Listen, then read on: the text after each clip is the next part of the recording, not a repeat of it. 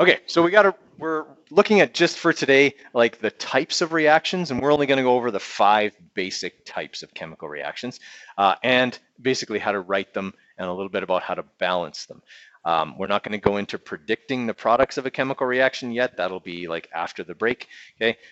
But I must stress to you that the ability to write chemical formulas and chemical names is now absolutely crucial. Okay, if you don't get chemical formulas right, chemical reactions don't work. Okay, you won't be able to make them balance. You won't be able to make them work at all. So if that's still something you're struggling with, make sure you pop in at lunch or scheduled help to see me about that. Okay, same with the writing of the names. All right, so first off, signs of a chemical change. Okay, what are some signs of a chemical change? This is something you would have taken in Science 9. Yeah. Bubbling and fizzing. Okay, and bubbling and fizzing usually means what's been produced. A gas. Okay, so a gas being evolved usually involves bubbling, fizzing, and there's usually one other sign. Sometimes it doesn't involve bubbling or fizzing that a gas is evolved. It'll be one of the reactions in your lab, actually. Gases sometimes have an odor. Okay, sometimes you will notice a definite change in the smell. Okay, that is also sometimes a sign that a gas has been evolved. All right, what else? Change in temperature, hotter or colder, okay, is a sign of a chemical reaction. Okay, what else? Color change, right? We could have a change in color during the reaction. All right, anything else? Yeah, you could get a precipitate. Okay, the reason that these are the signs of a chemical change is they indicate that we have new materials being formed, okay, that have different physical properties than the stuff we started with. Okay, we could start out a reaction with 2 things that are very soluble. Solubility is a physical property. Okay, but when we're done, we have a precipitate, which means something that we formed in the reaction has different physical properties. It isn't soluble in water and thus is a precipitate. Okay, getting bubbling and fizzing means we took 2 things, we reacted them together, and we made something that's a gas. Okay, the original stuff we started with, neither of those things was a gas, but we evolved one. Okay, it's all signs that what we have at the end is chemically different and thus also physically different from what we started with. Okay, but remember, we got to think back to Dalton's atomic theory here and say, in a chemical reaction, we're going to form new substances. Are we going to make new elements? No. Okay, in a chemical reaction, atoms can be separated, they can be joined, they can be rearranged, but we're not making new elements in a chemical reaction. We're just going to change who they're with, okay, and things like that. That's what's going to happen in a chemical reaction. The other thing we have to remember from Dalton's atomic theory is that when atoms go together, they go together in simple whole number ratios. It's never half an atom or 3/4 of an atom. Okay, it's 1 atom to 2 atoms or 3 atoms to 2 atoms, whatever. It's always going to be whole numbers of particles. Everyone okay with that? Okay, so those are the things we have to kind of work in here. All right, so like we said, we're going to go over the types of chemical reactions, okay, understand how to identify them. It's pretty straightforward. They're all quite different, okay, and learn to write those chemical equations. Okay, so we went over the signs of a chemical change. We kind of talked about why we have those signs. Okay, so color change, odor change, state change, that could be, making a precipitate, okay, making a gas, forming a liquid, something like that, and then energy change, temperature change. All right, so in a chemical reaction, our final products are chemically different than the starting reactants. Okay, these 2 terms are important. Okay, the reactants are the things that start a reaction.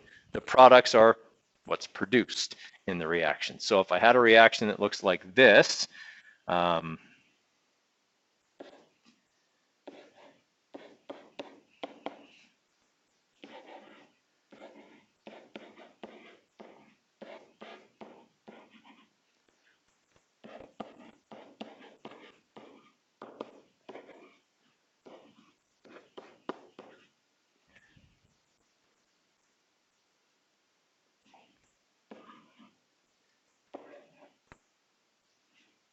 okay, so this would be a properly written chemical reaction.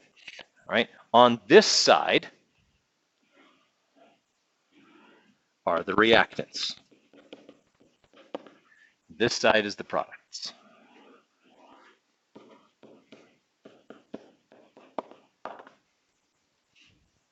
Okay, now obviously that's not in your note package, but it might not be a bad idea to add it or write it down somewhere. That's an example of a reaction. Okay, I've got different kinds of numbers in this reaction as well. I've got these small numbers, okay, which we know we get from doing drops and swaps for ionic compounds. What are these numbers? What are the big ones?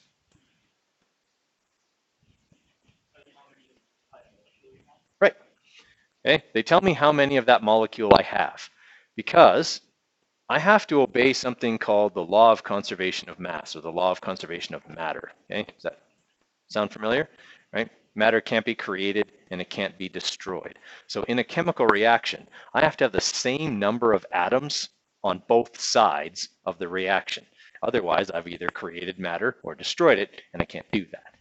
Okay? So these big numbers here, I put in order to balance the reaction. That is, in order to obey the law of conservation of mass. Okay? On this side, the reactant side, I have 2 potassium atoms and I have 2 iodine atoms. Everyone follow me with that?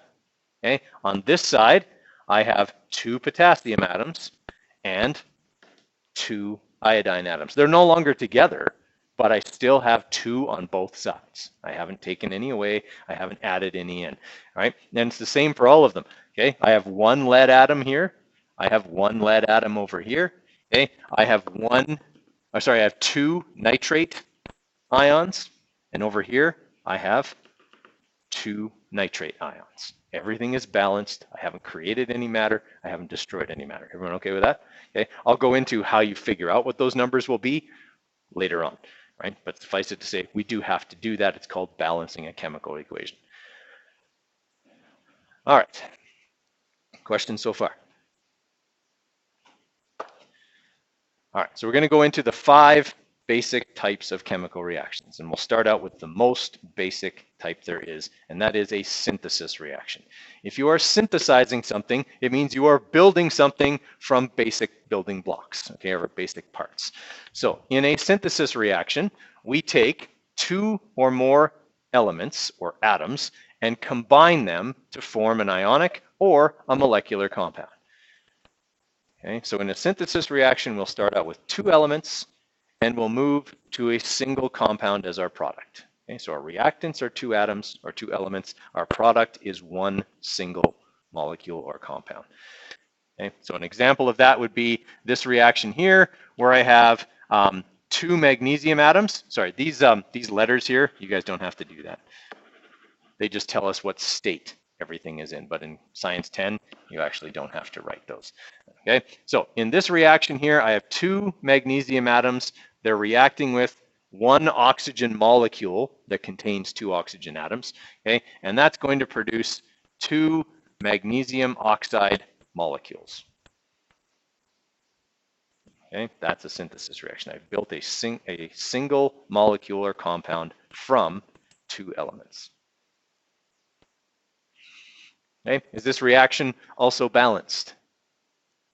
Yes, because over here I've got 2 magnesium atoms. Over here I've got 2 magnesium atoms.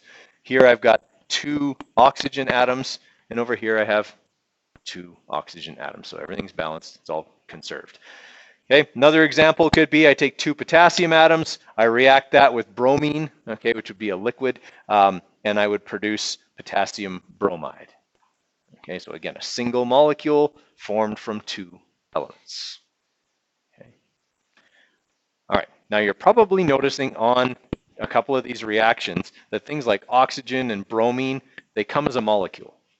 Okay, they come with a little 2 beside them. Everyone can take out their periodic table here. These are what we call the molecular elements. That is, elements that always come as a pair. Okay, they're always, whenever they're by themselves, they bond with themselves. All right, so on your periodic table, they are highlighted, okay, in yellow, okay, are all the ones that are what we call the diatomic elements, okay, and then there's phosphorus in purple, which is a tetrad that comes as a set of 4, okay, and sulfur, which comes as an octet. It bonds with itself 8 times. Okay, the one that's missing there that I forgot to highlight is hydrogen.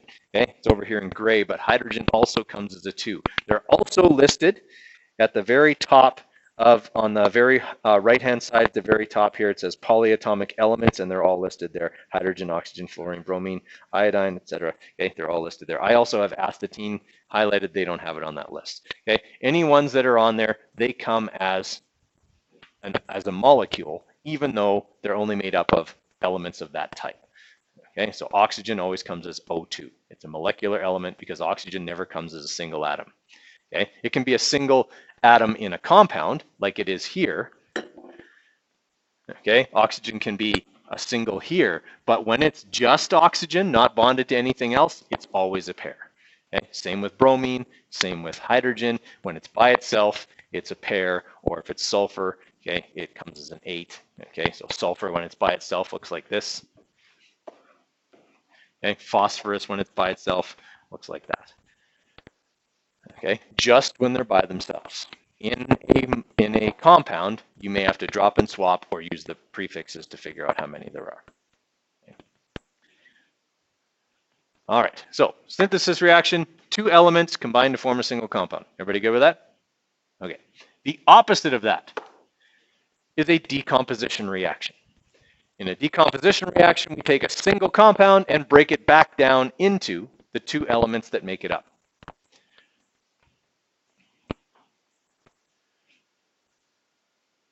Okay, we've got 2 examples here. The first example is how we make rocket fuel. Okay, if you arc electric currents through water, it will separate into hydrogen gas and oxygen gas. Okay, which can then be cooled and liquefied, pressurized in order to make rocket fuel. Okay, so that's how we do that one. Okay, but we can see here that we start out with 2 water molecules. Okay, so how many hydrogen atoms are there here?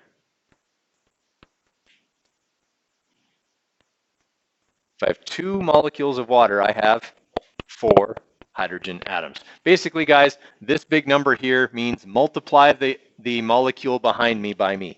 Okay, so 2 times 2 is 4. How many oxygen atoms are there? 2. Okay, when I go over to this side here, okay, I now have hydrogen by itself, okay, and I have oxygen by itself. And do I still have the same numbers of everything? I've got 4 hydrogens over here. I've got 4 hydrogens over there. Got 2 oxygens here. I've got 2 oxygens there. Okay. All right, another example could be taking nitrogen triiodide, as we see down here, okay, and it breaks down into nitrogen gas and iodine. All right, decomposition reactions can be a bit tricky because they often produce those special elements, okay, the molecular elements that come as pairs or 4s or 8s. Okay, so we always have to be on the lookout for those. Okay, it's really easy to accidentally do this and say, oh, right, it breaks down into nitrogen and iodine, and forget that they're supposed to be pairs, and then we get the reaction wrong, okay, because we haven't written down the way it actually happens.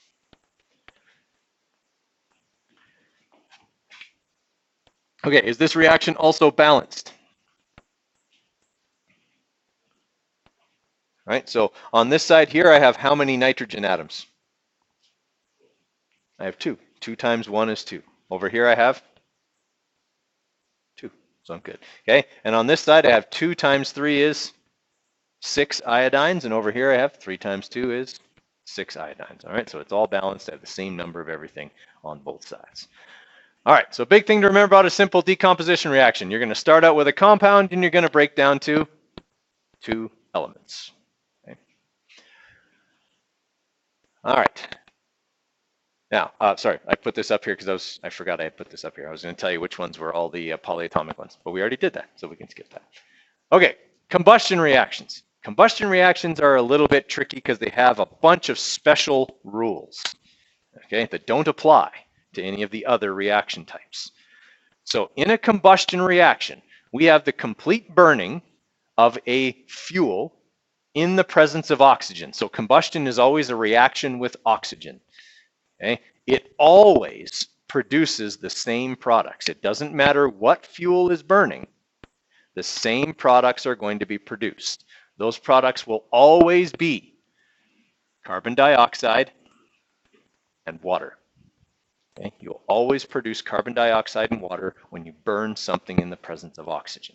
Okay? Now, combustion reactions, when I say a fuel, okay, they will always contain what we call a hydrocarbon. Okay? All of our fuels are hydrocarbons. They're things that are made up of carbon and hydrogen. Okay? They generally will have this form. They will be CN plus, CN and then, not plus.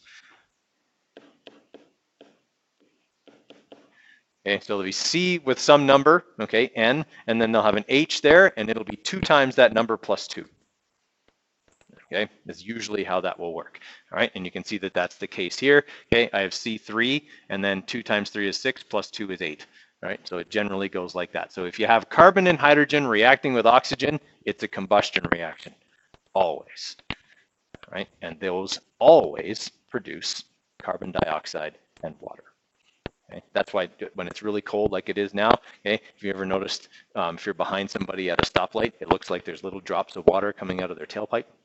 It's because there is little drops of water coming out of their tailpipe. It's being formed by the combustion reaction that happens when we burn gasoline. Okay, water vapor is produced, and because it's so cold, that water vapor actually condenses back into a liquid as it travels through the exhaust system on its way out of the car. Okay, you don't notice it as much when it's warmer, okay, because typically the water vapor will stay a vapor until it exits the car. Okay, which is why also you don't see as much smoke coming out of tailpipes in the summer as you do in the wintertime.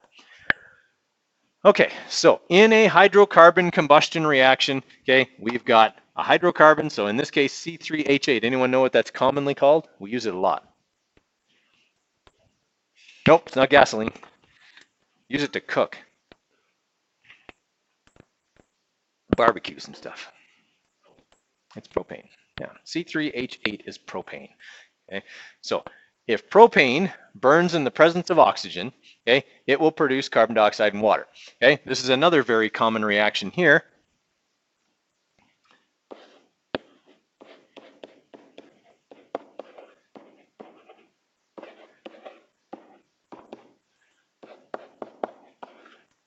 This is what your car uses. C8H18 is called octane.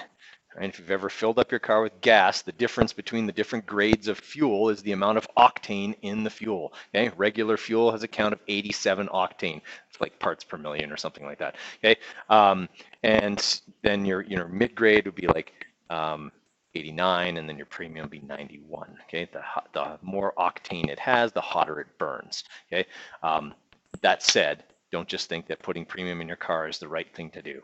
Okay.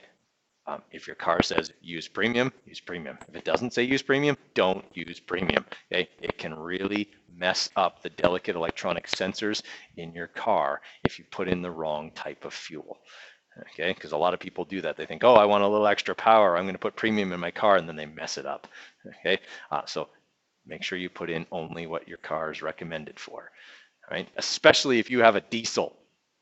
You should never put anything but diesel in it. Similarly, you should never put diesel in regular. They've actually done a very smart thing to overcome the stupidity of people at the gas station.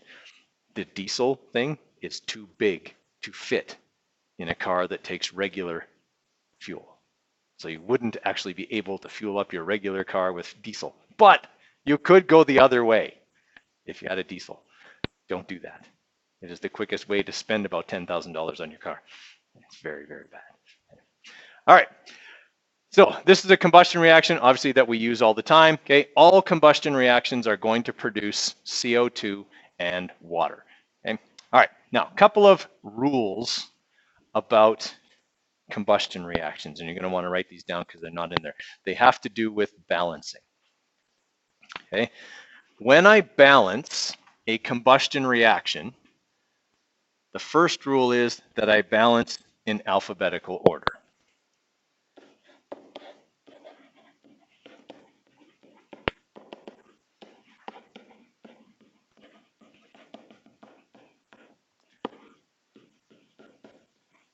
Okay, and these rules are just for combustion.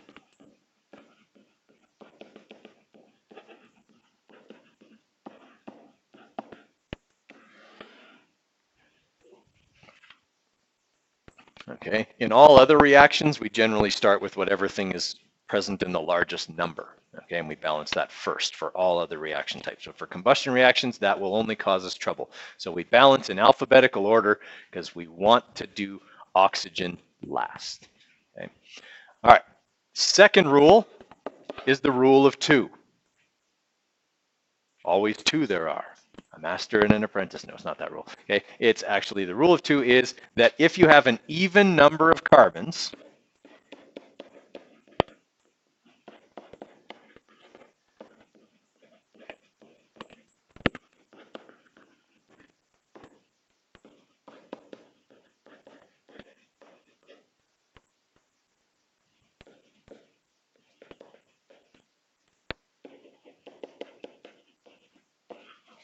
if you have an even number of carbon atoms, start balancing with a 2. And I'll show you what I mean by that in just a second.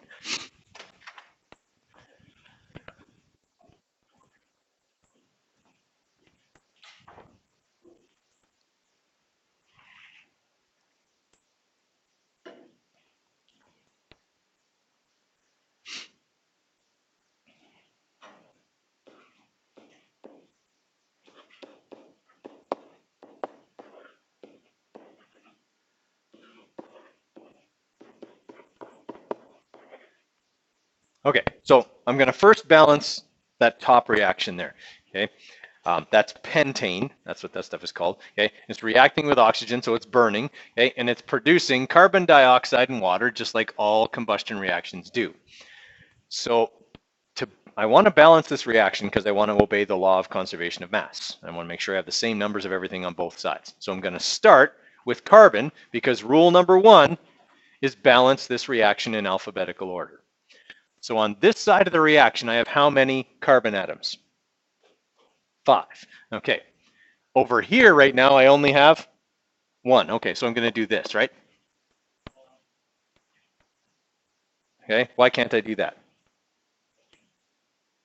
Was that still carbon dioxide if I do that? No, now it's pentacarbon dioxide, not the same thing, probably doesn't even exist. Okay, so I can't change the little numbers. Changing the little numbers means I'm actually changing the molecule, and I can't do that. Okay, but what I can change is how many of those molecules there are. So I'll put in a big number. Okay, now I have 5 carbon atoms on both sides of the reaction. Everybody okay with that?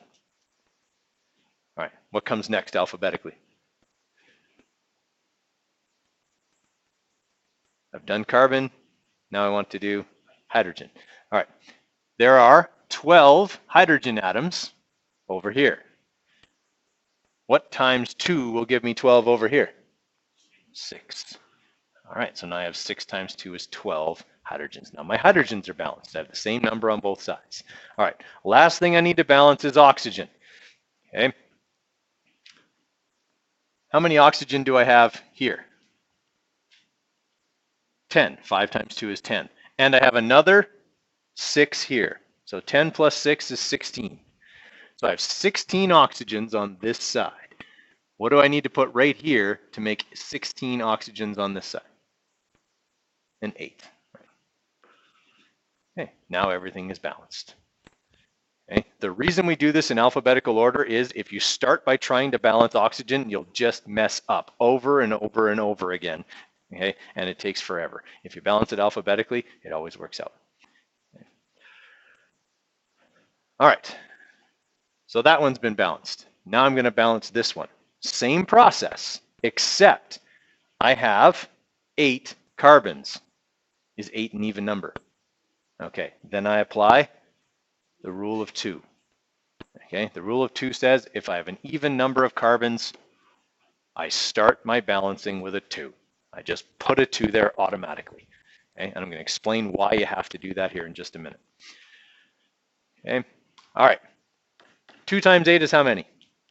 16. All right, so what do I need to put in front of this? 16. All right, now there are 16 carbons. All right, 2 times 18 is 36. Yeah, 36. Okay, so over here then, 18 times 2 is 36. All right, now I've got to look at my oxygens.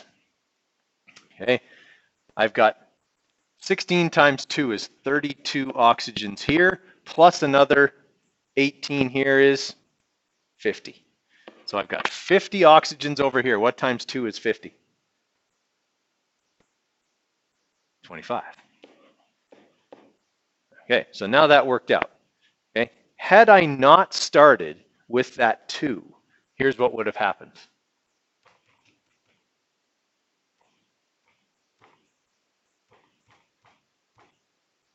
Okay, had I not started with that 2, I would have just done this. 8 carbons.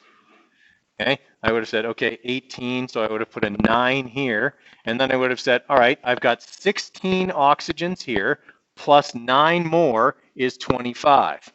What times 2 gives you 25? No whole number anyway, 12 and a half. Can I have 12 and a half oxygens? No, okay, we already said Dalton's atomic theory says whole number ratios. That's why you have to put a 2 in front of any combustion reactions that have an even number of carbons, okay? Otherwise you'll end up with a fraction, okay, and in your balancing, and we're not supposed to have that. Okay. All right, questions on combustion reactions? Okay, I know this seems like a lot, but we spend like half the unit on reactions, okay? So this is not the only day we're gonna be talking about this stuff. And I'm going to give you a 3 or 4 minute break right now because I've been talking nonstop since we started. Okay, so take a 3 or 4 minute break here. All right, so we got those special rules for our combustion reactions. Then we have 2 other reaction types that we're going to go over. Okay, these 2 reaction types always involve ionic compounds. Okay, you will never find a molecular compound involved in the following 2 reactions. Okay. So the first one is what we call a single replacement reaction. Right? So in a single replacement reaction, we have an element that is by itself reacting with an ionic compound. Okay? In that reaction, what will happen is a substitution. Right? So the element will substitute itself into the ionic compound, replacing whatever is like it.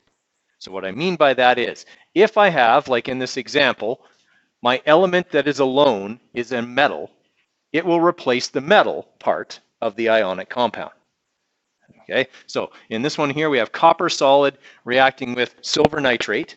Okay, and on the other side, in the products, silver is now by itself, and copper is paired up with nitrate. Okay. So this would be kind of like the picture there, okay? You've got a person who's by themselves, there's a couple dancing, okay? And the guy cuts in, okay? He cuts in and replaces the guy who was originally dancing, okay? And off they go, all right? Now, remember though, that this only works for ionic compounds, so the rule's kind of old-fashioned, okay? It says that the couple always has to have a metal and a non-metal. It has to always be an ionic compound, okay? It can't be 2 metals, and it can't be 2 nonmetals together. Chemistry is very, very old-fashioned, okay?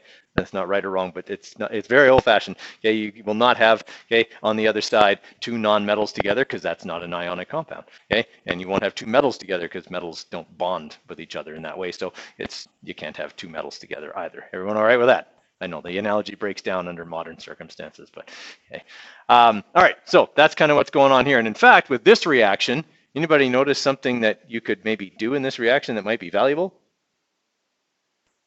What are you producing?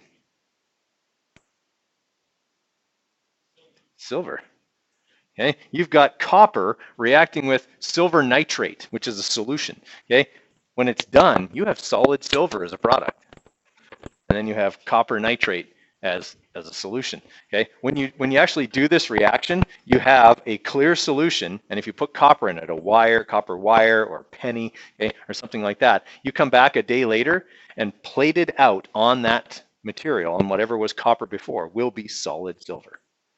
Okay, now you're never going to get rich with this reaction because silver nitrate's really expensive because it contains silver. Okay, but it also doesn't produce a lot of, like, you're not going to be producing a big wad of silver, okay, that you can go and sell for a couple $100. Okay, it doesn't work that way, but okay, you do actually produce solid silver. If you put like a penny in there, the next day the penny would be silver.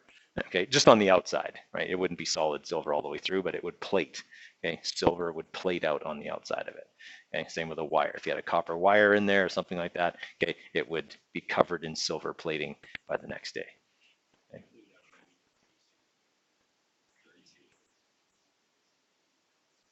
That's right. You can't even get pennies anymore.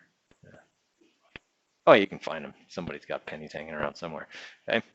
All right. But yeah, copper is actually in high demand now, eh? Like that's part of the reason they discontinued pennies, because copper has actually become quite expensive. In fact, people like steal it from like work sites and stuff. If electricians are wiring a house and they leave the wire out, people come steal the wire because the copper is valuable enough. Okay, so everyone following how a single replacement reaction works? Okay, so in this case, the element that was alone was a metal, but it could also be a non-metal. Okay, I could have a reaction that would look like this instead. I could have, let's say,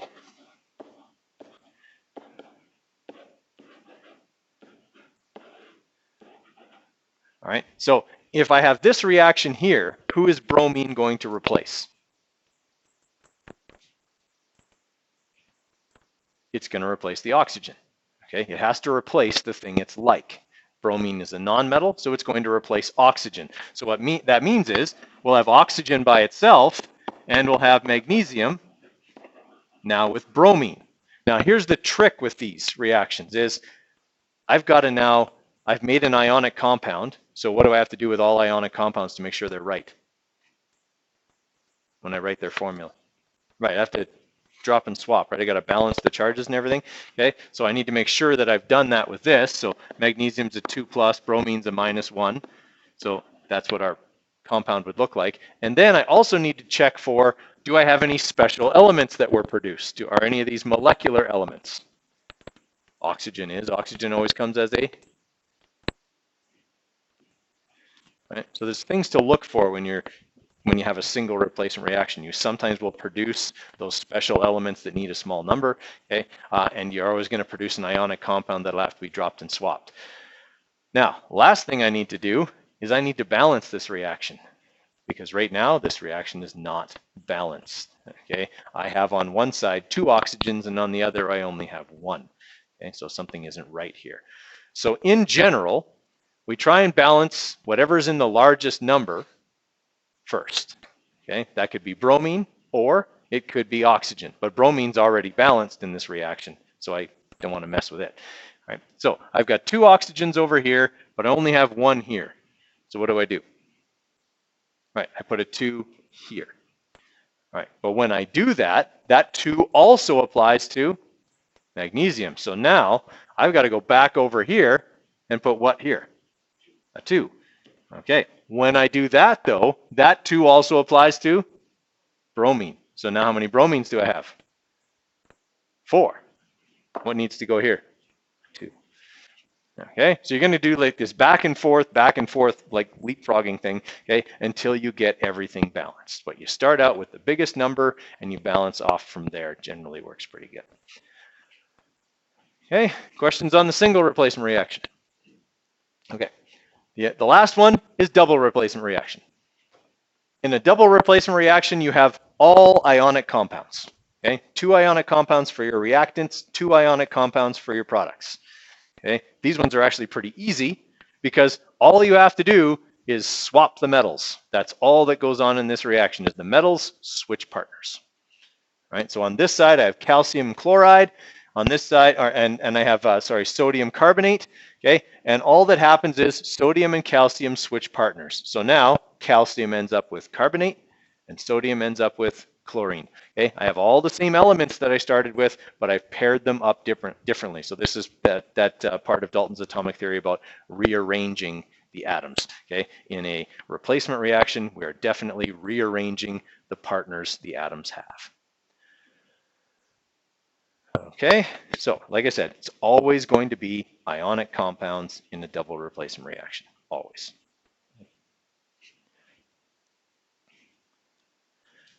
Okay, so let's look at just a slightly different example here. Let's look at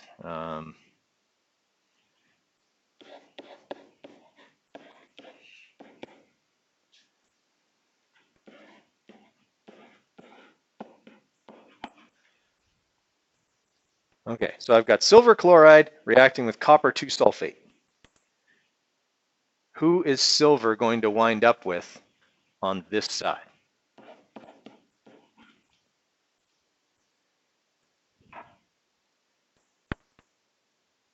Remember, I have to produce two ionic compounds, so that's a metal with a non-metal.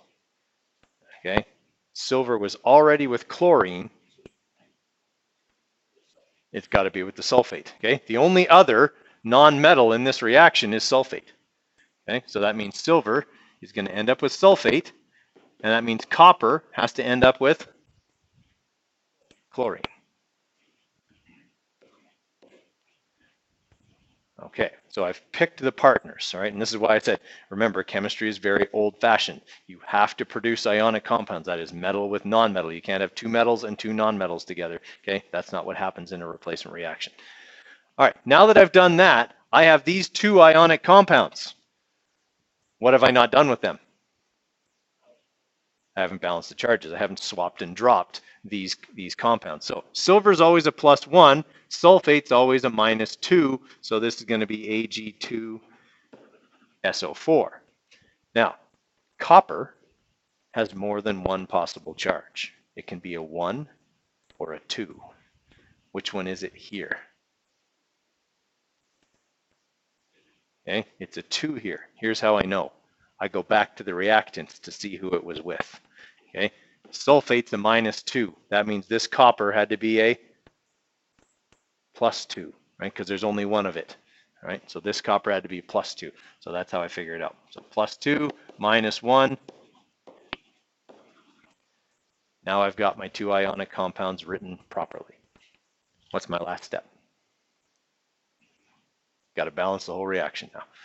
Okay, so I'm supposed to start with what's present in the largest number. That could be silver or chlorine. Why is it not sulfate? There's only one. No, actually, there's only one sulfate. Even though sulfate is SO4, there's only one sulfate here. Okay, there's two silvers here. There's two chlorines here. That's the biggest number in the reaction.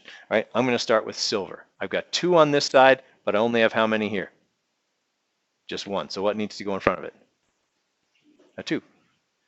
All right, when I do that, that gives me also 2 chlorines, and there's 2 chlorines over there. That's good.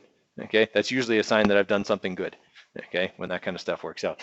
All right, I've got 1 copper here, 1 copper there, 1 sulfate here, 1 sulfate here. Looks like everything else is balanced. So all I had to do was add 1 number to make that work.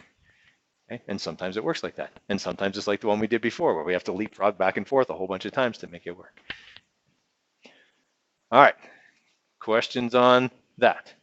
So there's 5 reaction types, and all we're going to be doing here for the next little while is kind of working on writing them out, writing their names out, balancing them, identifying the types. Okay, that's kind of what we're going to be working on before we start predicting what the products are. Okay, so eventually we'll get to the point where I'll just give you, here's the first half of the reaction. Predict the products, then balance. Okay, and believe me, that's not as hard as it sounds. Okay, because once you identify the kind of reaction, there's only one thing that can happen. You just have to remember what happens in that kind. Okay. All right. So this is the word version of what I just explained with balancing. Okay, so with balancing in general, all we do is we find the biggest number of something and we balance it first. Unless it's a combustion reaction, then we have those special rules for balancing those. Okay, so basically this is all about why we have to balance to obey the law of conservation of matter. Okay, I want you guys to try 1 and 2 here. Here's what I'm looking for. I want you to identify the type of reaction, so write whether it's a synthesis or decomposition or combustion, okay? And I want you to write it out in words, okay? And then I want you to balance it, okay? So we'll do the first one together, just so you can see what the product looks like here. Okay, so in this first reaction, I have N2, which is nitrogen. It's reacting with hydrogen, so I just put plus hydrogen. Okay, so I'm writing it out in words. Is going to give this stuff. And is this ionic or molecular? It's molecular, right? Nitrogen is a non-metal, so this will be nitrogen trihydride. we commonly call that ammonia. It smells like Windex. Okay, Windex contains ammonia. Right. All right, so now I've written it out in words. Now I'm going to identify the type of reaction that's occurring. I have an element reacting with an element to form a single compound. Okay, what reaction type is that? Synthesis reaction. Okay, so all I have to do is write synthesis. Now I need to balance this reaction. All right, so if I'm looking at this, right now hydrogen is present in the largest number. Okay, on this side there are 3, and on this side there are 2. All right, that's okay, I suppose, but how do I balance 3 and 2? What's the lowest common multiple of 2 and 3? What number do they both go into? 6. Okay, so the lowest common multiple here is 6. So if I put a 3 here, that'll give me 6 hydrogens. If I put a 2 here, that also gives me 6 hydrogens. So that's good. The hydrogens work, right? And I have 2 nitrogens on this side and 2 nitrogens over here. All right, so now I've made it balanced. Sometimes you're going to run into that where you've got to figure out what the lowest common multiple is in order to make them work. All right, you guys try number 2. Should be pretty easy because we might have already done it.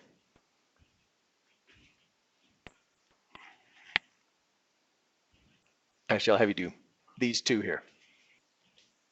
All right, let's have a look at this second one here. So I've got copper. So if I'm writing this out in words, okay, that'll be copper, okay, plus silver nitrate.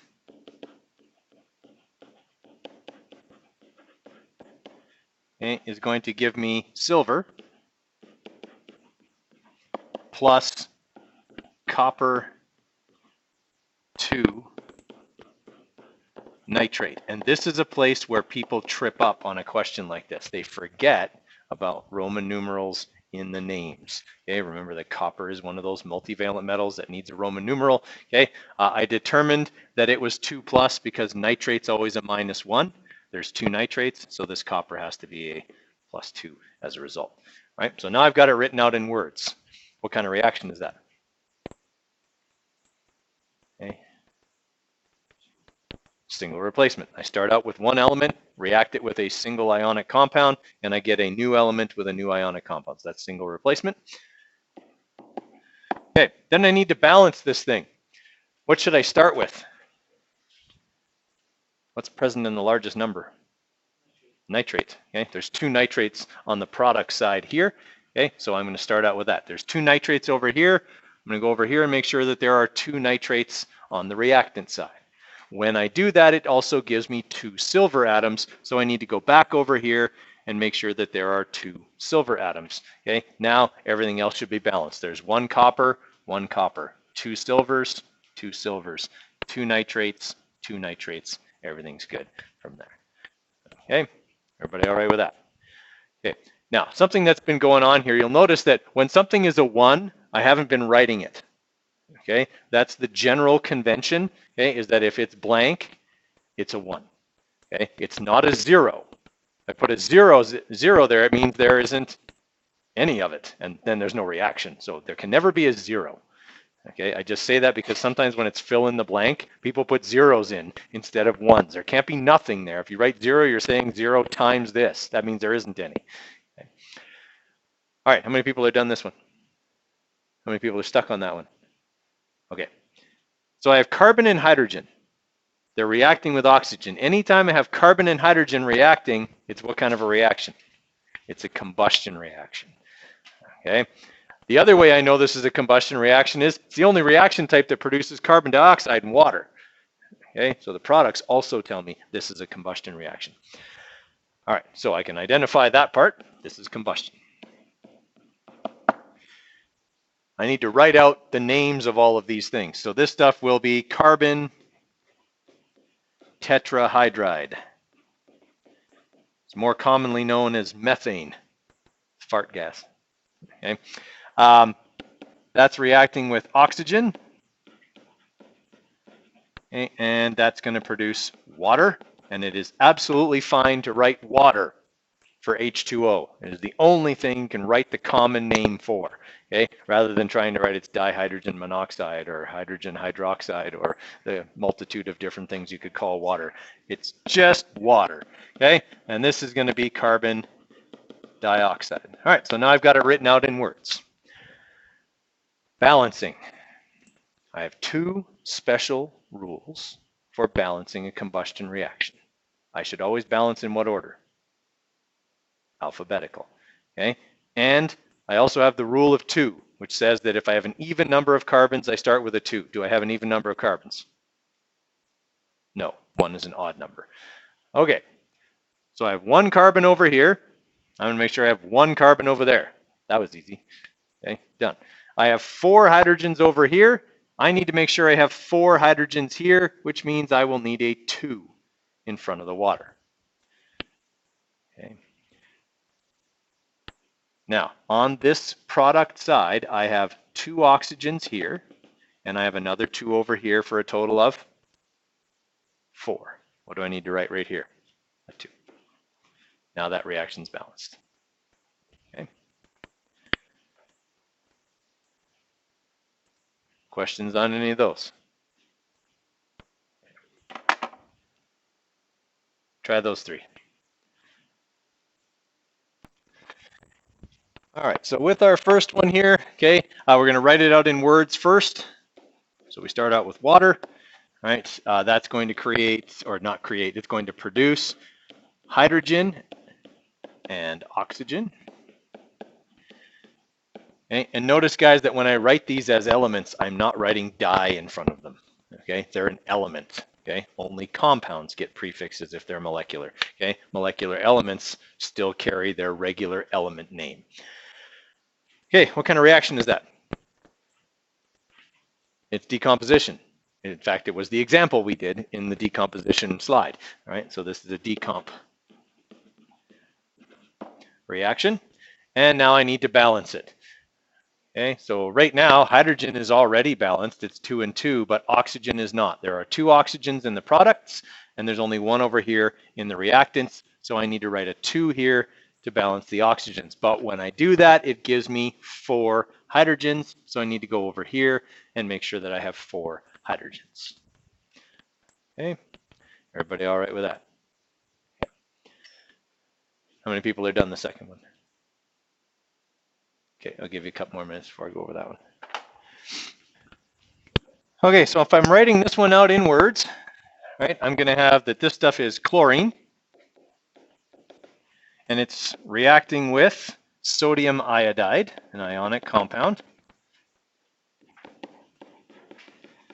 That's going to produce iodine and sodium chloride.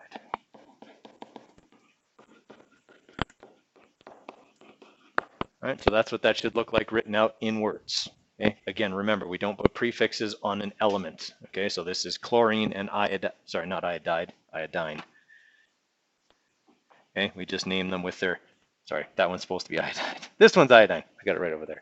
Okay, so what kind of reaction is this? I have an element reacting with an ionic compound, producing a new element and a new ionic compound. Andrew, what kind? Single replacements. Okay, and now I need to balance it. What should I balance first?